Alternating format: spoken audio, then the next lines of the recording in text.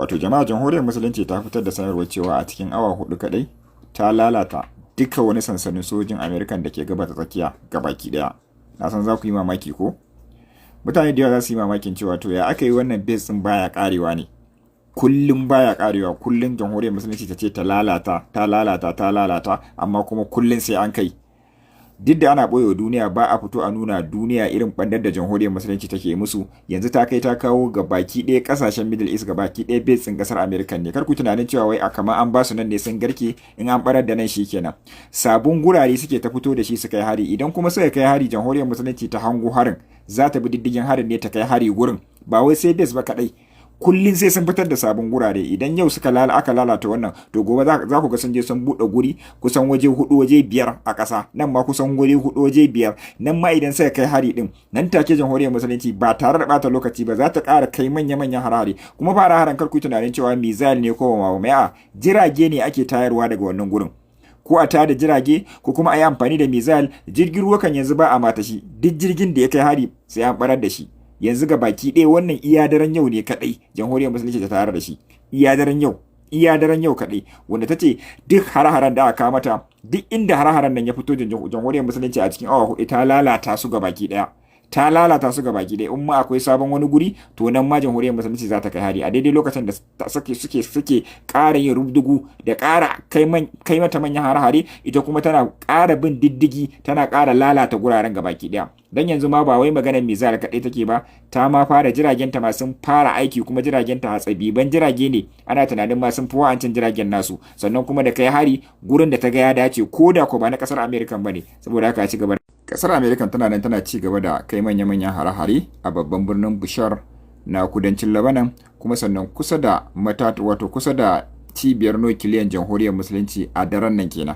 A inda jamhuriyar musulunci tana ta kai manya-manyan hare-hare ita ma, wanda wannan karan fa bata tsaya iya missile ko kuma jirage marasa matuka ba, ta fara fito manya-manyan jiragenta wanda ta kera da hannunta, wanda ana tunanin cewa sun fi mafa karfin F-15 zuwa F-35, wanda tana ta tura su yankunan gabas tsakiya, sannan kuma suna ta ɓanna ita ma daidai gwargwado. Sannan kuma ga missile suna ta aiki, ga jirage marasa matuka suna aiki. Wato dai jamhuriyar musulunci ta fara fito da karfinta.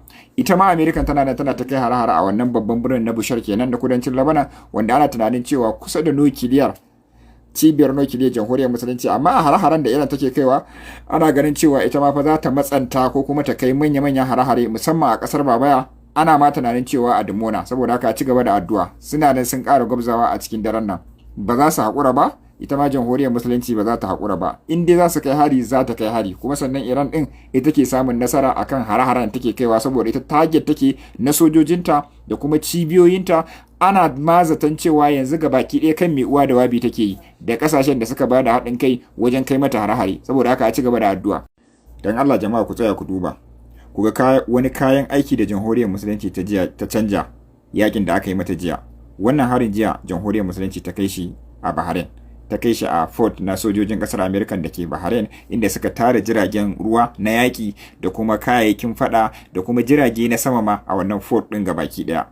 Wato fort ne na sojoji, wato na kasar Bahrain ne, amma akwai bangaren sojojin kasar Amerika wanda kayayyakin aikin su ne, jiragen su na ruwa ne da jiragen yakin su da komai.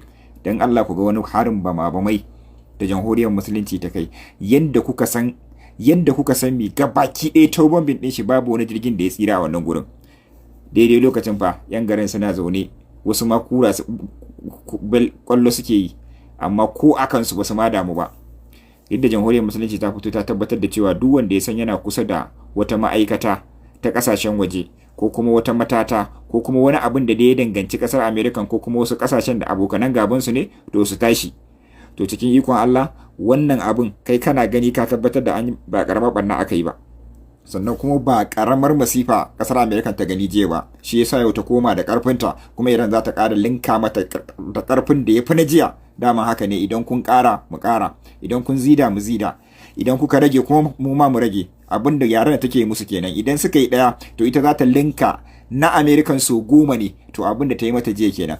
Jiya hare-haren bai kare wai a wannan hatsabiban mizal din ba, sai da ma aka tashi jiragen sama na yaƙi wanda shi ma ya dinga kai hare-hare ko ina da ko ina, wanda yanzu haka magana nake muku a yanzu haka jiragen kasar jamhuriyar musulunci ta Iran ne suke ta kai manya-manyan hare-hare a bangarori na kasar Amerika, sannan kuma ga mizal ga jirage marasa matuki, sannan kuma ga komai yana aiki. Ita kuma jamhuriyar musulunci a daidai lokacin da take amfani da radan ta tana ta kakkaɓe jiragen da suke kawo mata hari a yanzu nan cikin daren nan. Saboda haka a ci gaba da addu'a. Jamhuriyar musulunci wallahi babu yanda suka iya da ita, dole sai sun dawo teburin sulhu in ta ga dama, in ta kuma bata ga dama ba a ci gaba da yi. Allah ya ɗaukaka musulunci, ya kaskantar da kafirci, ya haɗa kawunan kan musulman duniya gabaki ɗaya, ya nuna mana munafukan musulmai a bita kansu. Wannan sabon akawun ɗina ne da na buɗe saboda wancan zai iya sa. Wato jama'a, wannan shine karo na farko da aka samu nasara akan gwamna Zulum, gwamnan Maiduguri kenan. A daidai lokacin da gwamnan Zulum ya kai karan Atom Magira, wato dan takarar ADC bangaren Atiku Abubakar, wanda an dade ana gwabzawa, cikin ikon Allah kuma gaskiya ta yi gaskiyarta. Yau an kori karar gwamnan Maiduguri, wato gwamnan Zulum, akan wasu abubuwa guda biyu. Abu na farko shine ya kai karan Atom Magira akan cewa ya cire sunansa da ake kiransa da My Excellency, wanda ba shi ya sa wa kansa ba. Al'umma ne in sun ganshi za su daga hannu su ce sai kai My Excellency. Gwamnan Maiduguri ya ce baya so, shi kadai ne gwamna. Kai ka ji fa, shi kadai ne kawai.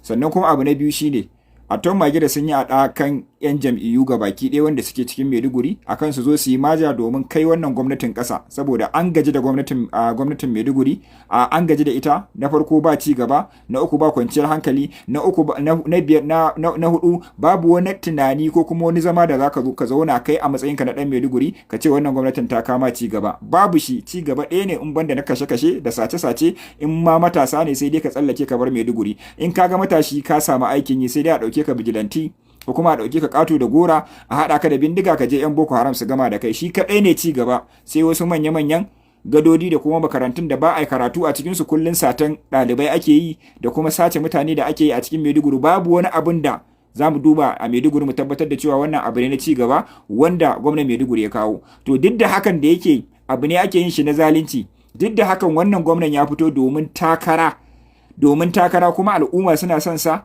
domin takara ya kawo ƙarshen wannan gwamnatin gado da ake yi a cikin Maiduguri, ta gado wanda Sas yayi, Kashim yayi, sannan kuma shi kuma Azulum ya zo ya daura, wanda ya kawo ƙarshen ta kuma jama'a suna son sa, suna bin sa sosai. To nan fa aka dinga hada masa makirci, aka dinga bin dukiyoyinsa, ana konawa, ana ruguzawa, ana kwace filayensa, ana kwace plaza nasa, ana neman dai a karya shi kare fito takara. To duk da haka bai yadda ba, duk da hakan bai yadda ba. Babu abin da basu lalata ba na wannan bawan Allah, kuma sanan da magudi da aka dinga yi. Akwai siyasar da aka yi ma sai da aka cire jam'iyyar su gabaki ɗaya saboda ma kan samu ƙuri'a. To muna masu gaya muku insha Allah wannan shekarar ba za a yi hakan ba. Sannan kuma muna kira ga 'yan Maiduguri su tsaya tsayin daka domin su kawo canjin da zai sa kowa ya koma garinsu, ya koma yankinsu, masu noma su yi, masu kasuwanci su yi. Cikin ikon Allah, irin wannan danniyar da wannan murɗiyan a haɗa kai da sojoji ko kuma haɗa kai da folisawa a dinga wulakantar da mutum saboda baka jam'iyyarsa, ko kuma ka wulakantar da mutum, ya kusan karewa a cikin Maiduguri baki ɗaya. Saboda haka yanzu dai cikin ikon Allah kotu ta kori karar, kuma sannan ta wanke su ma 'yan Maiduguri ne za su iya yin duk abin da suka ga dama, kuma siyasa ce. A ci gaba da yi masa addu'a, kuma sannan muna kira ku rike katinku domin kai wa'annan ƙasa, domin a kai su ƙasa.